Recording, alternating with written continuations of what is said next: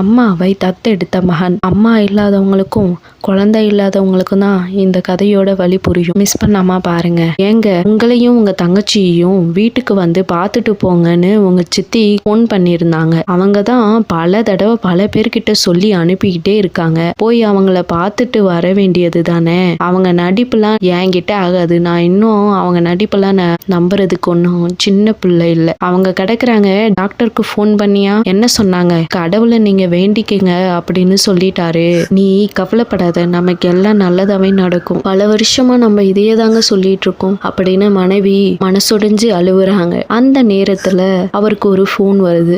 அந்த போன்ல யாருன்னு பார்த்தா அவங்க தங்கச்சிக்கும் அவங்க சித்தி கால் பண்ணிருப்பாங்க போல. இவங்க அவங்க அண்ணன் கிட்ட சொல்றாங்க. அதை கேட்ட இவரு ரொம்ப கோபம் வந்து, என்னதான் பிரச்சனையா அவங்களுக்கு? சும்மா எல்லார்கிட்ட நம்ம என்னமோ அவங்கள அனாதையா விட்டுட்டு வந்த மாதிரி சொல்லிக்கிட்டு இருக்காங்க. அண்ணா, அவங்கள விடுங்கண்ணா. நீ ஆசிரமத்துக்கு போய் குழந்தைய தத்தெடுத்துக்கோ. நான் எல்லாமே பேசி வச்சுட்டேன். அன்னிக்கிட்ட பக்குவமா எடுத்து சொல்லி கூட்டிட்டு போ. சரி, நான் சொல்றேன்னு அவரு மனசே இல்லாம ஆபீஸ்க்கு கிளம்பி போறாரு. அங்க போனா மேனேஜர் அவர்கிட்ட, உங்களுக்கு திருவண்ணாமலை வரைக்கும் போயிட்டு வாங்க, ஒரு ஒர்க் இருக்குன்னு சொல்றாங்க. இவரும் சரின்னு வீட்டுக்கு வந்து கிளம்புறாரு. மனைவி இதை கேட்டதும், ஏங்க, திருவண்ணாமலையில் தானங்க உங்க சித்தி வீடு இருக்கு, போய் அவங்கள ஒரு எட்டு பார்த்துட்டு வந்துருங்க அப்படின்னு சொல்றாங்க. இவரும் வேண்டா வெறுப்பா சரின்னு கிளம்புறாரு. திருவண்ணாமலைக்கும் போறாரு.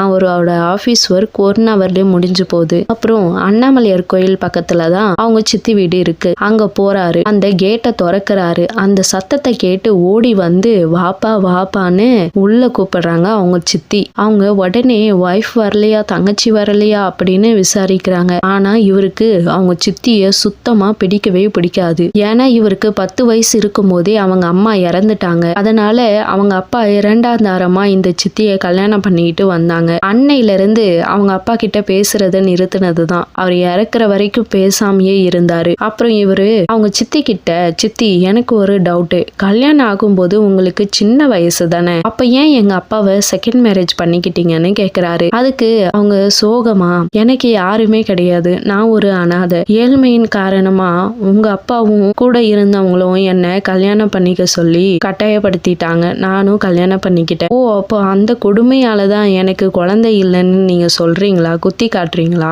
அப்படின்னு இவன் சொல்றான். அப்படிலாம் இல்லப்பான்னு அவங்க சித்தி, உங்க அப்பா என்ன கல்யாணம் பண்றதுக்கு முன்னாடியே கண்டிஷனா எனக்கும் குழந்தைங்க பிறக்க கூடாது. எனக்கு இருக்கிற குழந்தைங்க 2 பேரும் தான் உன் குழந்தை. அவங்கள நீ உன்னோட குழந்தையாதான் அவங்கள வளர்க்கணும் அப்படின்னு சொல்லிதான் கூப்பிட்டு வந்தாரு. நான் வந்து உங்களை 2 பேரையும் என் குழந்தையாதான் நினைச்சேன். ஆனா நீங்க 2 பேரும் என்ன அம்மாவா நினைக்க மறந்துட்டீங்க. நான் கூட கேள்விப்பட்டேன் நீ ஏதோ ஒரு குழந்தைய தத்தெடுக்க போறேன்னு. எந்த தைரியத்துலப்பா அந்த குழந்தைய நீ தத்தெடுக்க போற? அந்த குழந்தை உன்னையும் உன் மனைவியையும் அம்மாவா ஏத்துக்கொன்னு நினைச்சுதானே நீ அந்த நம்பிக்கையில குழந்தைய தத்தெடுக்கிற. ஆனா நானும் அதே மாதிரி தானே அந்த நம்பிக்கையில தானே உங்க 2 பேரையும் குழந்தைய ஏத்துக்க வந்தேன். ஆனா நீயும் உன் தங்கச்சியும் ஏன் என்ன அம்மாவா ஏத்துக்கல? ஒரு அம்மாவோட இடத்தை யாராலும் நிரப்ப முடியாது அப்படிங்கறத தெரிஞ்சுதானப்பா வந்தேன். ஆனா என்னை பத்தி கொஞ்சமாவது நீங்க எல்லாம் யோசிச்சீங்களா? மறுபடியும் என்ன அந்த தனிமையிலே விட்டு தானே வந்தீங்க அப்படின்னு அழுவுறாங்க. இவரு உடனே, என்னை மன்னிச்சிடுங்க, தப்பு பண்ணிட்டேன். ஒரு குழந்தைய தத்தெடுக்கணும்னு தோணுன எனக்கு ஒரு அம்மாவை தத்தெடுக்கணும்னு தோணவே இல்லையே. ஒரு நல்ல மகனா இல்லாத எனக்கு ஒரு அப்பாவாக தகுதியே கிடையாது. நெக்ஸ்ட் வீக் நானும் என் மனைவியும் வரும். நீங்க ரெடியா இருங்க. இனிமே நம்ம எல்லாம் ஒன்னா ஒரே வீட்டுல வாழ போறோம். இதை கேட்ட அந்த அம்மா அத்தனை வயசுக்கு அப்புறம் ஒரு முதல் தடவையா ஒரு குழந்தைய பெத்தெடுத்தா எப்படி மகிழ்ச்சி அடைவாங்களோ அப்படி ஒரு சந்தோஷம் அவங்க முகத்துல தெரிஞ்சது. இந்த ஸ்டோரி உங்களுக்கு பிடிச்சிருந்தா லைக் பண்ணுங்க, ஷேர் பண்ணுங்க, சப்ஸ்கிரைப் பண்ணுங்க. ஒருத்தவங்களுக்கு குழந்தை இல்லைன்னா ஓடி போய் குழந்தைய தத்தெடுத்துறீங்க. அதே உங்களை தேடி வந்த அம்மாவை கூட்டிட்டு போய் அனாதை ஆசிரமத்துல சேர்க்கிறீங்க. இது என்னங்க நியாயம்? இனிமேவாச்சு அம்மாவை கண்ணுக்குள்ள வச்சு பாருங்க. அவங்க எதிர்பார்க்கறதெல்லாம் அவங்க கிட்ட காசு பணமும் எதுவுமே இல்லைங்க. உங்ககிட்ட இருந்து கிடைக்கிற அந்த அன்பும் பாசத்துக்காகவும் தான்.